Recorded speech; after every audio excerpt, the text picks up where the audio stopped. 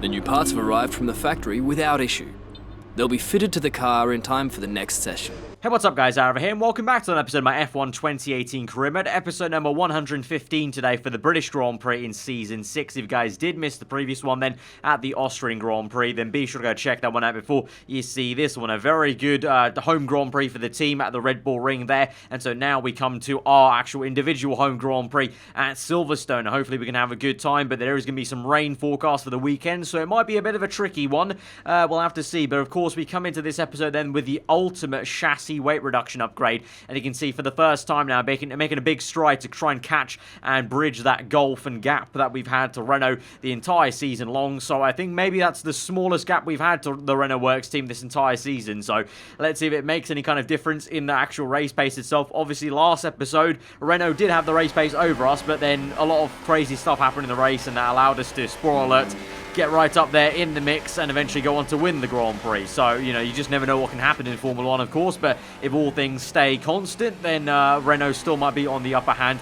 We'll have to see. The first kind of call will be qualifying then, so we do make it through into Q2. That's a bit more of a formality. They're doing 2 runs on the same set of soft tyres, trying to warm up the car a little bit. It started off overcast, it gets sunny as we go through qualifying, so I don't know, the track kind of evolved a little bit, because definitely the car felt better going into Q2, and I definitely felt the presence of that ultimate chassis weight reduction on the car, because it felt so much more nimble through those slow corners through Village in Sector 1, and I almost felt like that's also going to maybe change how draggy our car is in a way, because of course that is going to help in a way. You know, a lighter car is going to be a bit faster in a straight line, so it will hopefully help us out, but more so maybe in acceleration terms, where we've seen the Toro Rosso guys be so good. But we get through into Q2 then, along with Max Verstappen, they're up into P3, best of the rest pretty much after the 2 Renaults that have been pretty much right to the top there of all the sessions. But now you can see it's fully sunny in Q3, so the track's warming up nicely, and so it's going to be maximum grip and maximum attack from us in Sector 1, although we maybe overcook it a little bit here, because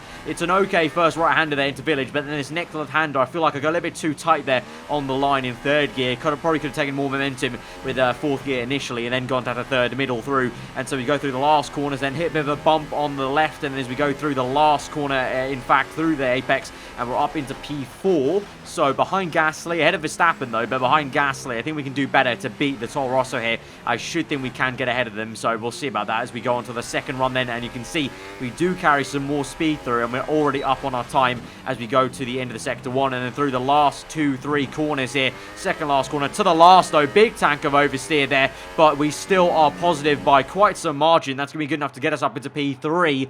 I don't know, maybe without that tank slapper we might have been able to close up a little bit, but in the end I think the Renaults just have way too much pace for us to really challenge them for the front row, but at least we're comfortably there in P3. Verstappen though, way off the pace for some reason. I mean, you can see the entire kind of top 10 exponentially gets slower for some reason to the bottom 10, so I think a lot of people maybe got hit with traffic or issues on their hot lap for sure. Verstappen, I'm baffled why he's down there yet again, having a mistake there in the top 10 shootout, so he's going to have some making up to do in the race. But like I said, there might be some rain forecast for the race, so this might be a very treacherous and tricky Grand Prix to navigate. So from P3, I'm hoping that we can just survive and finish P3, to be honest, in the rain, because you guys know me, my pace isn't that great in the wet, but I'm happy to qualify here. It's just about if we can do the job and convert this into a good points haul, but I'm not too confident about taking on the Renaults in the wet. But let's just see how it goes. Let's go to the grid. We're right back where it all began. The very first World Championship Grand Prix was held here at Silverstone in 1950, with Giuseppe Farina taking the top step of an all-Alfa Romeo podium. He earned 9 championship points that day on his way to the inaugural title. His winning total at the season's end, just 30 points. My, how times have changed. So let's see who can reach the top step of the modern podium today. Silverstone circuit then. It's 3.6 miles long and has a total of 18 corners. And of course, is no stranger to the rain. There won't be any DRS available in these conditions, but the Wellington and Hangar Straights are still good opportunities to tuck into the slipstream and make a pass.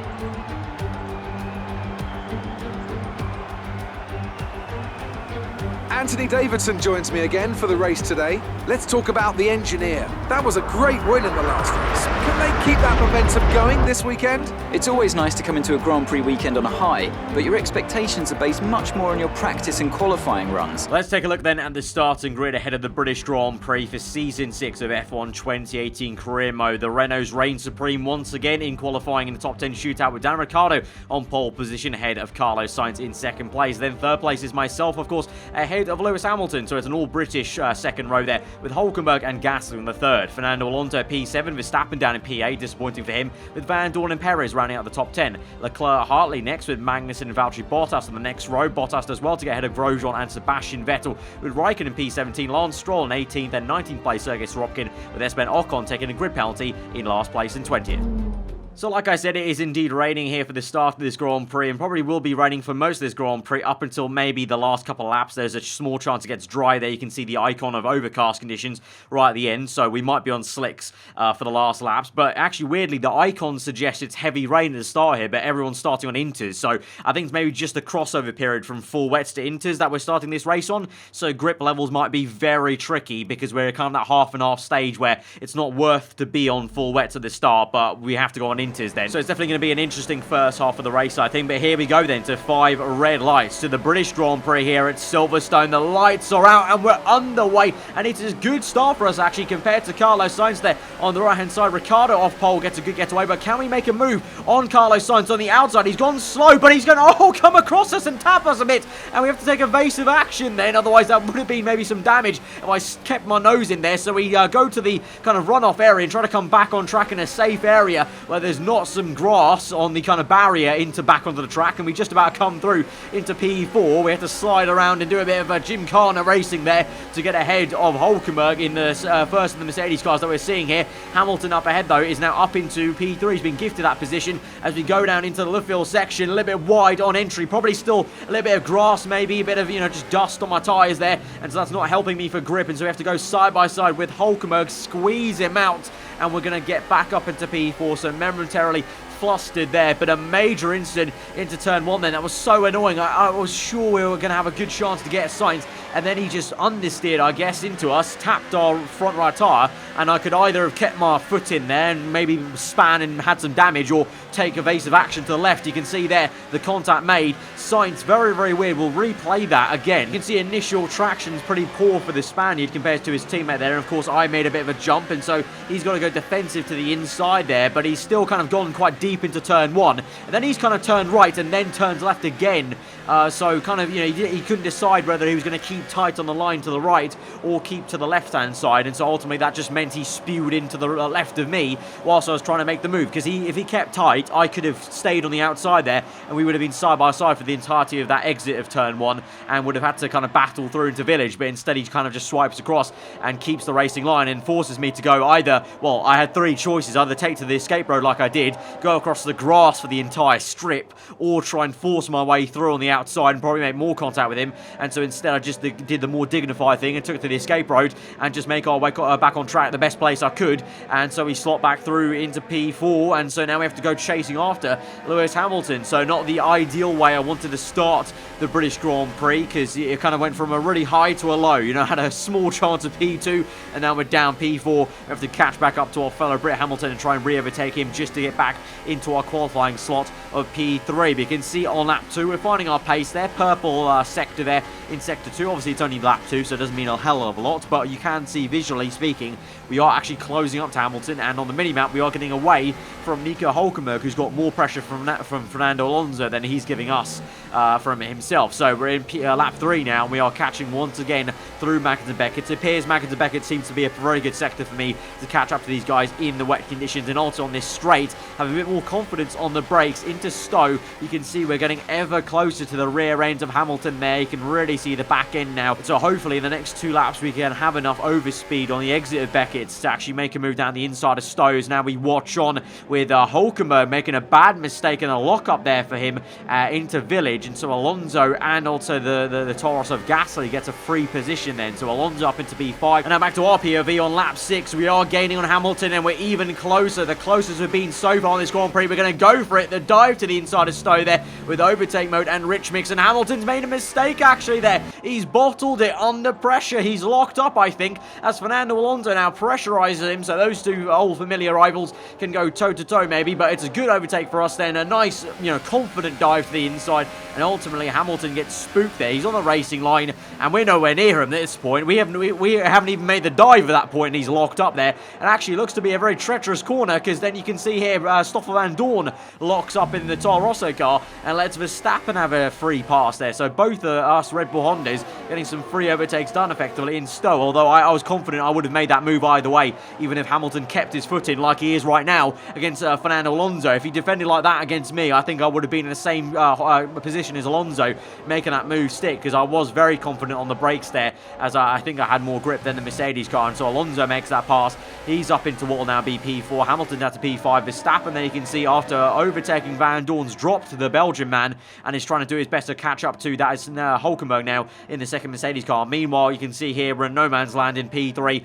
trying to chase after the two Renaults, but they're in a world of their own, and so far it's a dominant display for Daniel Ricciardo, going purple there on lap number 9 in first place. Carlos Sainz second there, not going as fast as his teammate, so for once Ricciardo is the supreme man in the two, one of the two Renaults, but we go across the line, we set a PB there, so the track is getting faster, like I said, and you can see Verstappen goes purple as well, so the track definitely is getting quicker and quicker, because you saw in the icons on the weather forecast, it was heavy rain going to kind of light rain, then it's going to get to dry right at the end of this session, so, I think the track is now becoming fully intermediate. So I think at the very start of that race, there was a debate whether full wets could have worked out quite well, but now as we move on to lap 13, it definitely is the way to go on the inters, because even I'm saying a purple lap time, which you guys will know if you watch enough of my career modes on this year's game, doesn't happen often in these wet conditions. Usually I can never do purple lap times in intermediate or full wet conditions, so it definitely is the right tire to be on. As now as we go through onto lap 14, a little bit on the bumpy side on the last corner, but as we go across the line for lap 14, we're up into P2 now, because Carlos Sainz has come in for a first pit stop then onto a new set of intermediates here, and Ricciardo is going to do the same thing then as we move on to the very next lap onto 15. Verstappen will also come in there, because teammate is in the pits, comes up on my screen, and so up into first place, and so we're leading, we've got track position, and this might be the chance to pull a bit of a sneaky surprise on the grid and try something clever. But before we get to that, here's a replay then of Verstappen actually overtaking Hulkenberg before he came into the pit lane, so a nice move down the inside of Stowe, and so now hopefully with some clean air maybe he can get ahead and try and chase after Alonso and Gasly. But we move back to our POV then, lap 16. Let's talk about this then. I mentioned trying something a little bit clever as Sainz sets a fast lap of the Grand Prix. We're going to stick it out on these intermediates and either A, try and go to the end of the Grand Prix on these inters if it's not dry enough for slicks at the end, or, like the weather indicators showed at the very start of this Grand Prix, there might be a possibility for slicks at the very end of this race. So we go straight from inters onto slicks, don't make this extra pit stop that everyone on the grid has made. So right now, we are in a legit first place. Both Renaults are in second and third, chasing us down on fresher inters, and so we're going to try this and see if we can defend our position for first place and try and bag a win at our home Grand Prix around Silverstone. I think it's the only way. There was no way I was going to win this Grand Prix if I tried to just follow a one-stop here on inters. This is my only chance. So lap 21, here we go. With 5 laps remaining, Ricciardo has caught us up, so it's not taken too long. 5 laps there pretty much, and Ricciardo's back on the rear end of us. You can see how much tyre I have on the rear end, but I'm fully committed at this point to try and take these tyres all the way to the end of the Grand Prix, all the slicks if they hopefully come. I'm hoping we need to go to slicks at the end of this Grand Prix, because that'll be better for me instead of trying to take these inters all the way to lap 26. But you can see I'm struggling on fuel as well, because we have to go to standard. We can't go rich mix anymore because I'm out of fuel. Well, we still have ERS, of course, because in intermediate conditions, the ERS pretty much is, it has a full bar. You don't need to worry about deploying and saving ERS pretty much. You can just go hot lap mode for the entire lap and overtake mode on every straight. So we're trying to do that here. But onto lap 22, you can just see through every single apex, we're having to go so slow there compared to what we were doing previously in the Grand Prix, and Ricciardo goes for a big old dive to the outside there of Village. It's a very nice move, to be fair. We tried to stick with him. He actually cuts across a little bit there. We make some contact, so that was a little bit frosty there between myself and the Aussie man, but he's up into first place. So, yeah, that was me trying my best. I couldn't defend anymore. These tyres are shot, and he just has way too much speed mid-apex there. So lap 22, we're down to P2. The tyres are getting towards 60% wear. So now the new question is, can we keep it in P2 maybe? P and stay ahead of Carlos Sainz. Remember, Ricciardo's behind us in the championship, and he's a fair bit behind us in the championship. If we can stay ahead of Carlos Sainz, that's a net win for us, basically, because even, 3 points ahead of him, 18 points to 15 for second to third place would be a victory for us in terms of getting some points on the championship leader in the form of Carlos Sainz. So as Ricciardo sets another fast lap of the Grand Prix and continues to plough on, we're on lap 24, the second last lap of the Grand Prix, and Carlos Sainz is closing in us there. You can see on the mini map, and you can see on the tyre wear front, we're getting into some dangerous territory. I think by the end of this race, we might just tick over into that period where the game's going to tell us we're maybe in danger of a puncher, maybe. So let's cross all those fingers in the comments below, shall we? And hope we don't get a puncher and we can make it through. But at this point, my engineer said it's getting drier, but it's not dry enough for slicks, you can see. So you can see now the situation's getting even closer now. Sainz is literally right up our gearbox now as we move on to the second last lap of the Grand Prix. And I'm going even slower through these corners, but the Honda power is just about keeping me ahead in this Grand Prix, and the lightweight chassis we've got now in this car is just about enough there. As we go into the village, we're sticking to the racing line, and Sainz can't overtake us there, so maybe going defensive against Ricciardo was maybe a mistake, actually, because if I kept to the racing line, he might have not made the dive on the outside, but oh well, you can talk about a lot of things in hindsight. But the DRS now always enabled. DRS, so pretty much if this race went on for a few more laps, right now would be the lap where everyone would pit onto dry tyres. But because we've only got a lap and a half left in this Grand Prix, we're all just going to have to tiptoe around on intermediates, even though this track is pretty much ready for dry tyres. So this is going to be very intriguing indeed. You can see, though, we are still ahead of Sainz, because remember, like I said, everyone's tiptoeing now around this track because it's time for dries, but we're all into. So I feel like now the advantage is coming back into my court, because the AI now are also starting to struggle on the traction on inters on a dry track, even with fresher intermediates. And so now we move on to the last lap of the Grand Prix. You can see there the indicators are out there, the red triangle with the exclamation mark there for not only my tyres are over 70%, so they're in the puncture zone, but also this entire time my MGU-H has been wearing out quite a fair bit. So I've got over 70% wear on the MGU-H. That's going to overheat the engine a little bit here, but on the last lap we're just doing enough here. Rich mix, overtake mode, and even with DRS, Carlos Sainz can't close up to us quite enough there. We've got the traction, we've actually got yellow flags behind us there, and it's Fernando Alonso, I can tell you, he's going to be out of this Grand Prix on the last lap of the Grand Prix. So absolute misery there for Fernando. There he is, a replay here through Village. You can see the other guys are quite close to him, and there he goes. Mechanical failure there, slows down, and he's going to park up on the right hand side. So that'll be a free position then for the likes of Hamilton, Gasly, Verstappen, Hülkenberg, and so that's quite annoying there. Not for the first time is Fernando Alonso retiring at the end of the Grand Prix on literally the last lap, although it's not as tragic as the Mexican Grand Prix. I think, was it last season or 2 seasons ago? I can't quite remember. Towards the end of the Grand Prix, he was leading the race and he retired, so that was probably a bit more tragic, but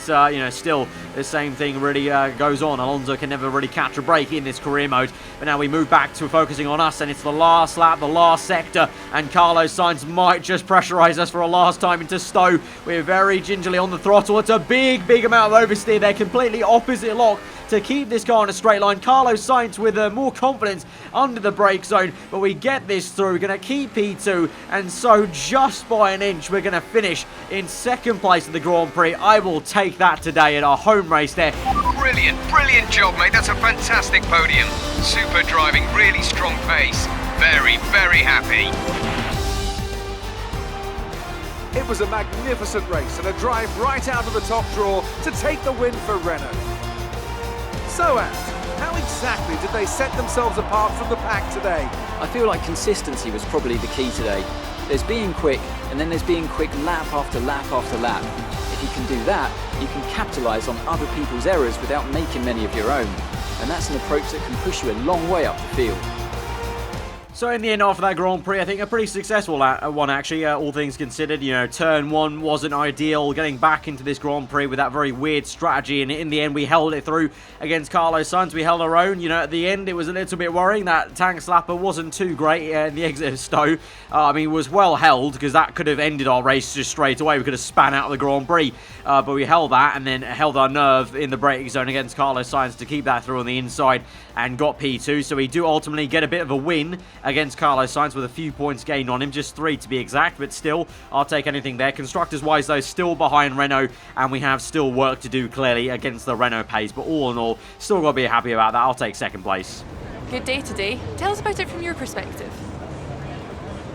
The weather was miserable today, but do you feel this was an advantage for you? I'm going to go with the left-hand side answer just purely because that's going to be the showmanship kind of way to answer this question on the left-hand side, so we'll go with that kind of agenda again. Do you have any comments about the collisions? I wasn't sure how to answer this. I thought this was maybe about the Carlos Sainz contact, but none of these answers were kind of anything I wanted to say, so I'm just going to go with a no comment, really don't say anything on the matter.